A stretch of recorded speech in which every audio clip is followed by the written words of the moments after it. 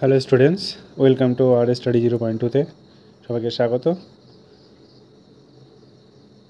দেখো, আমি আজকে তোমাদেরকে যে বিষয়ে কথা বলবো সেগুলো হচ্ছে ভীষণ ইম্পর্ট্যান্ট।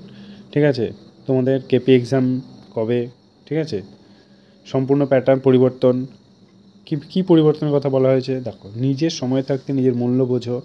দেখো, ডাব্লিউপিএসআই এবং কেপিএসআই ছাত্রদের মহা ঘোষণায় তোমাদের এক্সাম কামিং সুন। কারণ 20 নভেম্বর যে আন্দোলনটা হলো, সেখানে কী এফেক্ট পড়েছে, সেখানকার এফেক্ট পড়েছে যে তোমাদের 9 ডিসেম্বর তোমাদের একটা কেসের ডেট আছে। সেই দিনকেই ওবিসি কেটে ডেট, ওই দিনকেই কেস মিটে যাওয়ার সম্ভাবনা সবথেকে বেশি, কারণ মিটে যাবে শিওর।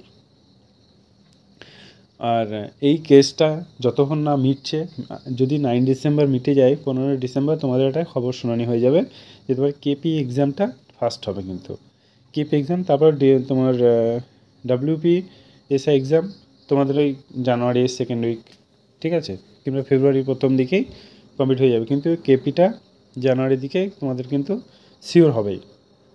আর কেপি এক্সাম তোমাদের ওই দিনকেই, যে তোমার ওবিসি কেস মিটে যাওয়ার পরেই তোমাদের ঠিক 5 থেকে 10 দিনের মধ্যেই তোমরা সব মানে একদম ঠিক হয়ে যাবে যে কবে তোমাদের এক্সাম। ওকে, আর যে সম্পূর্ণ প্যাটার্ন পরিবর্তন, কী প্যাটার্ন পরিবর্তন দেখো, ডাব্লিউপিএসআই এবং কেপিএসআইয়ের যে মেন এক্সামটা হয়েছিল, যেমন আগে যেমন ছিল তোমার 1+1+1 এরম পরীক্ষা ছিল, ঠিক আছে, এগুলোতে দুর্নীতি বেশি হয়। কারণ পিএসসি কোনো দিন চায় না যে দুর্নীতি হোক। এখানে কিছু বাইরের লোক আছে, তারা দুর্নীতি করতে চাইছে, ঠিক আছে। সো দেখো, নিজের সময় থাকতে মূল্য দাও। বারবার বলছি, তোমাদের এক্সাম কামিং সুন। এই 9 ডিসেম্বর যেই তোমাদের কেস মিটে যাবে, তোমার এক্সাম একদম হুড়হুড় করে হয়ে যাবে, কিন্তু তখন দৌড়ানোর টাইম থাকবে না। সো এখন থেকে দৌড়ানো প্র্যাকটিস করো, ভালো করে পড়াশোনা করো। বারবার বলছি, যদি কোনো গাইড দরকার হয় কমেন্টে জানিও। আমার ব্যাচ আছে, টিউশন ব্যাচ, আমি নিজে পড়াই, ঠিক আছে।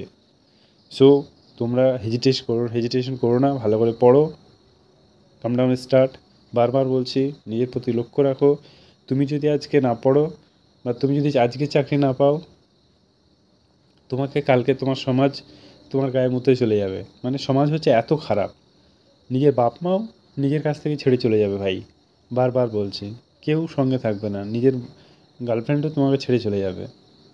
সো নিজের প্রতি দেখো, নিজেকে যদি কষ্ট করাও, নিজের শরীরকে যদি কষ্ট করাও, তুমি রাজা হবে। আর তুমি যদি কষ্ট না করো, সারাদিন রাত মোবাইল ঘেঁটে শুয়ে থাকো, অন্যজন তোমাকে, বুঝতে পারছো কী বলতে চাইছি। So all the best. যদি ভালো লাগে একটা সাবস্ক্রাইব তোমাদের কাছ থেকে আশা করি, আর টেলিগ্রাম চ্যানেলে অবশ্যই জয়েন হয়ে যেও। Thank you, all the best.